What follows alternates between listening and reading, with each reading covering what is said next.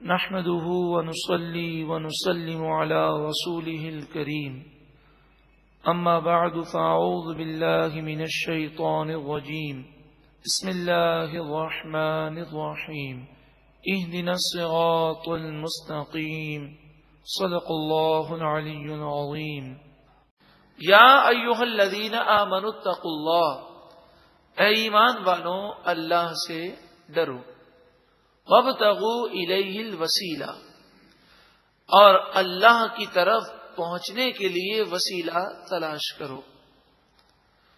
عبادات بھی اللہ کے قرب کا وسیلہ ہیں، اور انبیاء اور اولیاء بھی اللہ کے قرب کا وسیلہ ہیں۔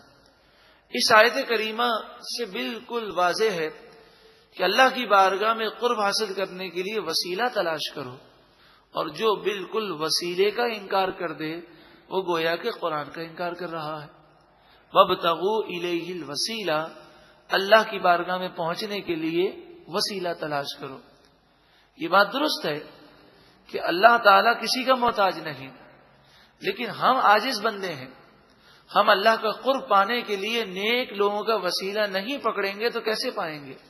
امت کو جو تعلیم ملی وہ انبیاء کے وسیلے سے ملی، بلکہ اگر دیکھا جائے ہمیں قرآن ملا، رحمان عز و جل کی معرفت ملی، تو وہ رسول اللہ صلی اللہ علیہ وسلم کے وسیلے ہی سے ملی۔ وجاہدوا فی سبیلہ، اور اللہ کی راہ میں جہاد کرو، لعلکم تفلحون، تاکہ تم فلاح پا جاؤ۔ ان الذین کفروا، بے شک وہ لوگ جنہوں نے کفر کیا، لو ان لہم ما فی الارض جمیعا، اگر ان کے پاس ساری دنیا کی دولت ہو، ومثلہ معہ، اور جتنی دنیا کی دولت ہے اتنی اور دولت بھی ہو، یوں سمجھیے ساری دنیا کی دولت کے مقابلے میں ان کے پاس دگنی دولت ہو، لیفتدوا بہ من عذاب یوم القیامہ، اور قیامت کے دن اگر بالفرض یہ دولت ہو اور وہ عذاب سے بچنے کے لیے یہ دولت دیں، فدیہ ادا کریں، ما تقبل منہم، تو کل بروز قیامت ان سے یہ فدیہ قبول نہ کیا جائے گا۔ جب اتنی دولت ہو پھر بھی کل بروز قیامت جان نہ چھوٹے گی تو پھر ذرا سوچیں، کل بروز قیامت تو دولت کسی کے پاس ہی نہیں ہوگی، یہاں تک کہ لباس تک نہیں ہوگا، یہاں تک کہ کافروں کے لیے، گناہگاروں کے لیے سایہ تک نہیں ہوگا، پسینے میں ڈبکیاں کھا رہے ہوں گے۔ آج سردی ہو گرمی ہو بچنے کی کتنی کوشش کرتے ہیں، کتنے انتظامات کرتے ہیں، وہ فرش آخرت، فرش قیامت تانبے کا ہوگا، سورج سوا نیزے پر ہوگا اور آگ برسا رہا ہوگا، ایسی سخت گرمی ہوگی کہ پاؤں زمین پہ نہیں رہتے ہوں گے، دماغ کھولتا ہوگا۔ تو بتائیے کتنی بڑی نادانی ہے کہ دنیا کے اندر انسان تھوڑی سی قربانی نہ دے اور ہمیشہ کے لیے آخرت کی تباہی کو مول لے لے۔ عقل مندانہ سمجھدار وہی ہے جو اس مختصر، قلیل، بے وفا، فانی، مطلب، غرض اور پیسے کی اس دنیا کی حقیقت سمجھ جائے۔ آج اگر لوگ عزت کرتے ہیں، کوئی ہمارے حسن کی وجہ سے، کوئی ہماری صحت کی وجہ سے، ہمارے مرتبے، مقام، منصب، عہدے کی وجہ سے، اور کوئی ہمارے مال کی وجہ سے، لیکن ایسا کئی مواقع پر ہوتا ہے کہ جب انسان پر مشکل ایام آتے ہیں تو یہی سلوٹ مارنے والے اسے ٹھکرا دیتے ہیں۔ دنیا بڑی بے وفا ہے۔ انسان یہ ہمیشہ خیال کرے کہ دنیا کو راضی کرنے کے لیے اپنے رب کو ناراض نہ کرے، کیونکہ رب ناراض ہو گیا تو دنیا کے راضی ہونے سے کوئی فائدہ حاصل نہیں ہوگا۔ بس یہی فکر ہو کہ میرا رب راضی رہے، میرے رسول راضی رہیں، دنیا کے لوگ روٹھ جائیں تو اس کی پرواہ نہیں۔ وَلَهُمْ عَذَابٌ أَلِيمٌ، اور ان کے لیے دردناک عذاب ہوگا۔ یریدون ان یخرجوا من النار، وہ کوشش کریں گے، ارادہ کریں گے جہنم سے نکلنے کا، ادھر ادھر بھاگیں گے، سر ٹکرائیں گے، وما ہم بخارجین منہا، لیکن وہ جہنم سے نہیں نکل سکیں گے. وَلَهُمْ عَذَابٌ مُقِيمٌ، اور ان کافروں کے لیے ہمیشہ کا عذاب ہوگا. وَالسَّارِقُ وَالسَّارِقَةُ، چور اور چورنی، چور مرد ہو یا چور عورت ہو. فَاقْطَعُوا أَيْدِيَهُمَا، ان دونوں کے ہاتھ کاٹ دو. ایک ہاتھ کاٹا جائے گا، چور کا ہاتھ بھی کاٹو اور چور جو عورت ہو اس کا بھی ہاتھ کاٹو. پہلے سیدھا ہاتھ کاٹا جاتا ہے، پھر وہ چوری کرے تو پھر ہم فقہ احناف کے نزدیک اس کا الٹا پاؤں کاٹا جاتا ہے. اور پھر چوری کرے تو ہمارے نزدیک فتویٰ یہ ہے کہ اسے قید کر دیا جائے، اور جب تک اس کی اصلاح نہ ہو جائے اسے قید سے نہ نکالا جائے. جزاء بما کسبا نکالا من اللہ، یہ سزا ہے ان دونوں کی جو انہوں نے جرم کیا. نکالا من اللہ، اللہ کی طرف سے لوگوں کو عبرت ہے. واللہ عزیز حکیم، اور اللہ غالب حکمت والا ہے. فمن تاب من بعد ظلمہ واصلح، پس جو کوئی ظلم سے توبہ کر لے، گناہ سے توبہ کر لے اور اپنی اصلاح کر لے، فإن اللہ یتوب علیہ، پس بے شک اللہ اس کی توبہ قبول فرمانے والا ہے. ان اللہ غفور الرحیم، بے شک اللہ بخشنے والا مہربان ہے. الم تعلم ان اللہ لہ ملک السماوات والارض، اے سننے والے کیا تو نے نہ جانا بے شک اللہ ہی کے لیے آسمان و زمین کی بادشاہت ہے. یعذب من یشاء، وہ جسے چاہے عذاب دے. وَيَغْفِرُ لِمَن يَشَاءُ، اور جسے چاہے گا اسے بخش دے گا. وَاللَّهُ عَلَى كُلِّ شَيْءٍ قَدِيرٌ، اور اللہ ہر چاہت پر قادر ہے. کچھ لوگ نبی اکرم صلی اللہ علیہ وآلہ وسلم کی خدمت میں آئے، کہا ہم اسلام لینے کے لیے آئے ہیں. پھر باہر گئے اور چند دنوں کے بعد انہوں نے اپنے کفر کا اظہار کر دیا اور کہنے لگے ہم دوبارہ کافر ہو گئے.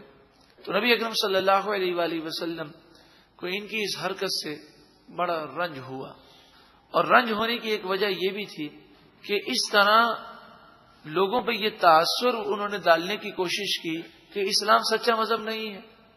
ہم گئے اور پھر ہم نے جب دیکھا کہ بھئی اسلام تو سچا نہیں ہے تو ہم پھر دوبارہ نکل آئے. قرآن پاک نے اس تاثر کو ختم فرمایا.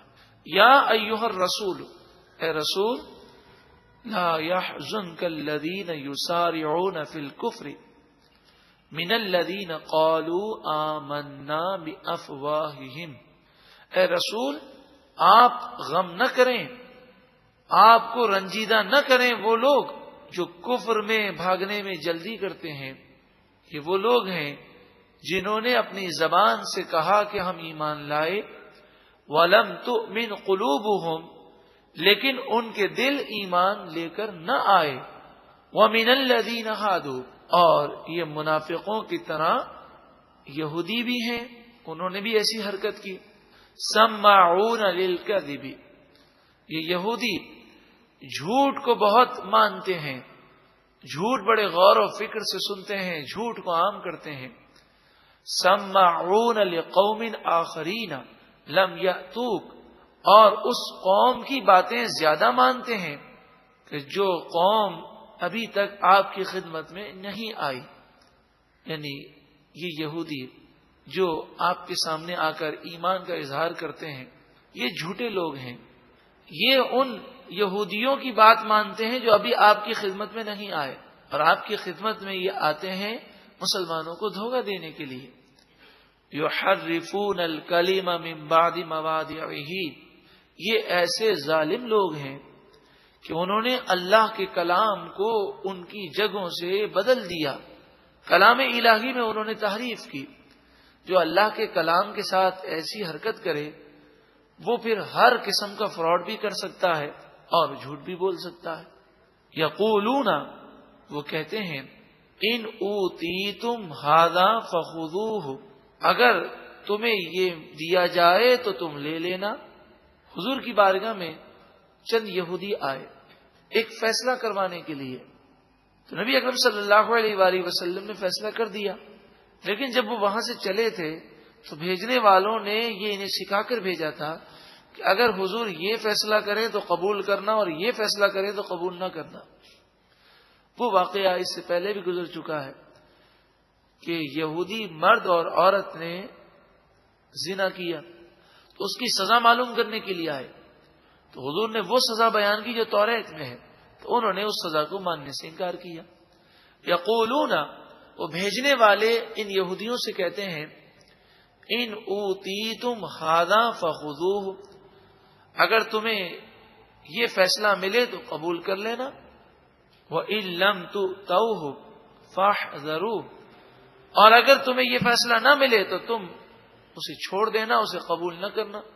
وَمَن يُرِدِ اللَّهُ فِتْنَتَهُ، اور جسے اللہ تعالی ہلاک فرمانا چاہے، فَلَن تَمْلِكَ لَهُ مِنَ اللَّهِ شَيْئًا، تو اے سننے والے تو اسے اللہ کے عذاب سے ہرگز نہیں بچا سکے گا۔ تو یہ تمام رہتی دنیا تک انسانوں کو نصیحت ہے کہ ایسے ظالموں کی طرفداری کرنے والے ذرا سوچیں کہ جب اللہ کا عذاب آئے گا تو نہ وہ بچ سکیں گے نہ طرفداری کرنے والا بچ سکے گا۔ اولئک الذین لم یرد اللہ، یہ وہی لوگ ہیں کہ اللہ نے ارادہ نہ فرمایا ان یطہر قلوبہم، کہ ان کے دل پاک کرے، ان کی نافرمانیوں کی وجہ سے اللہ ان سے ناراض ہو گیا اور ان کے دلوں کو پاک نہ کیا۔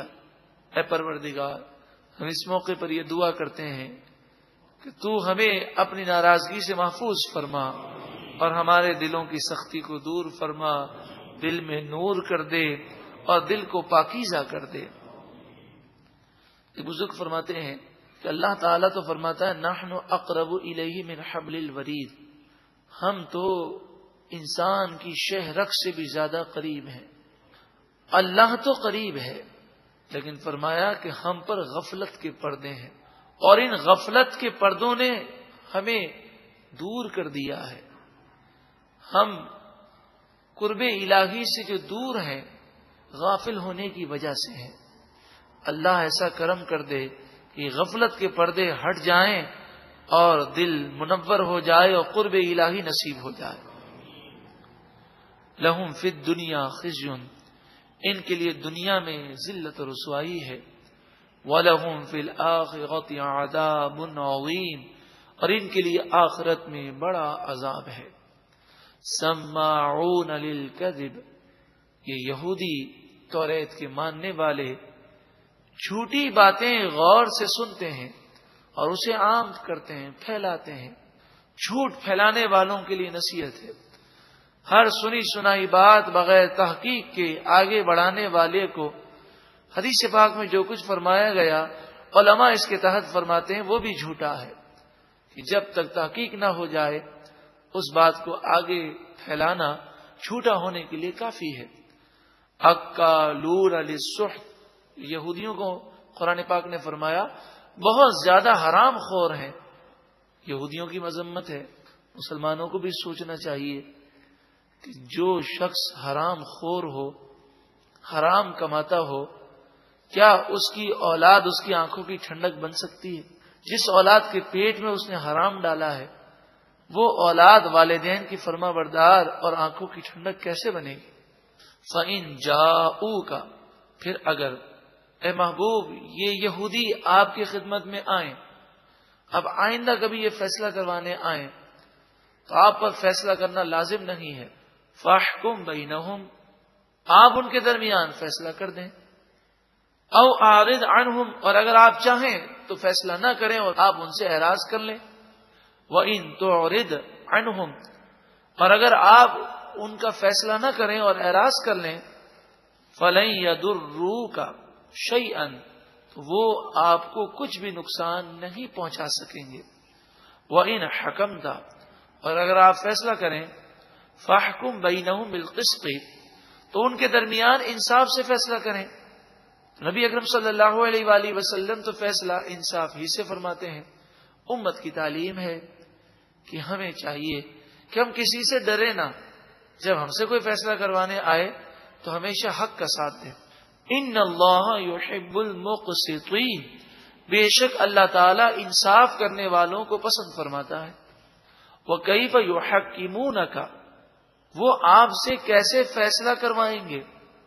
وَعِندَهُمُ التَّوْرَاةُ فِيهَا حُكْمُ اللَّهِ، حالانکہ ان کے پاس توریت موجود ہے جس میں اللہ کا حکم اور اللہ کا فیصلہ موجود ہے۔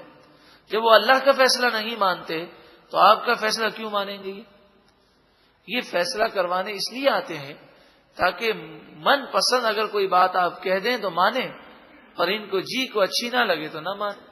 خیر یہ تو یہودیوں کا ذکر ہے، لیکن مسلمان کی عادتیں بھی کتنی بگڑ گئیں کہ اگر مفتی کے پاس، عالم کے پاس مسئلہ پوچھنے آتے ہیں تو اس لیے نہیں کہ شریعت کا کیا حکم ہے، بلکہ اس لیے کہ اگر مسئلہ پوچھا اور ان کے اپنے مفاد میں ہے تو سب کو جا کر بتاتے ہیں کہ جناب اس میں وراثت میں تو مجھے اتنا حصہ ملے گا، اور اگر مسئلہ پوچھا اور ان کے مفاد میں نہیں تو پھر وہ اس بات کو بھول کر جاتے ہیں۔ کاش ہم ایسا ذہن بنا لیں کہ ہمارا فائدہ ہو کہ نقصان ہو، ہم یہ دیکھیں گے شریعت کا کیا فیصلہ ہے، بس جو شریعت کا فیصلہ ہوگا وہ قبول کریں گے، ہمیں اس سے فائدے اور نقصان سے کوئی غرض نہیں۔ ثم پھر یتولون من بعد ذلک، اس کے بعد وہ منہ پھیر لیتے ہیں، جب اللہ کا حکم توریت میں موجود ہے پھر بھی نہیں مانتے۔ وما اولئک بالمؤمنین، یہ لوگ ہرگز مومن نہیں، توریت پر بھی ایمان لانے والے نہیں۔